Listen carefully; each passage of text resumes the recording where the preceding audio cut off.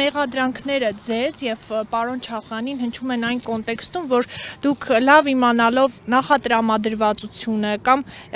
այսպես ասած հանցավոր ինքնավստահություն ունենալով գնացել եք թաղապետարան, լավ իմանալով, որ կրքերը բորբոքված են, թաղապետի հետ նախորոք ունեցել եք լարված խոսակցություն եւ այդպիսով սադրել եք այս իրավիճակը եւ հիմա ունենք այն, ինչ ունենք։ Տեսեք, գնահատականը տեղին չի, ինչի համար, որովհետեւ նախ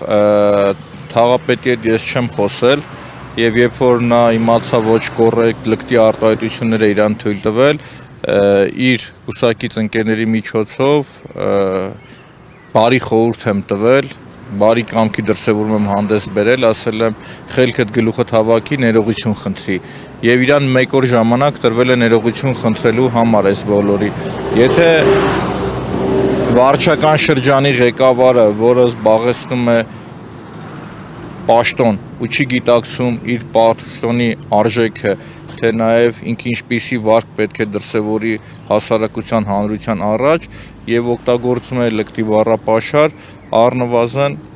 գնահատականը թող ժողովուրդը տա։ Ինչը մնում է այն փաստին, որ դուք գնում եք, մենք նախորոք հայտարարություն, այսինքն մենք Արտուրը Չախոյան հայտարարությունը տարածել էր, որ գալիս ենք վարչական շրջան, ինքը ունեցել է ժամանակ եւ հնարավորություն ունեցել ներողություն խնդրելու։ Եվ մյուս կողմից ուզում եմ հասկանամ, ինչպես կգնահատեք այն հանգամանքը, որ վարչական շրջանի ղեկավարը իրեն թույլ է տալիս հայոյել եւ սպասում է դրանից հետո իրեն ինչ գուրգուրանք,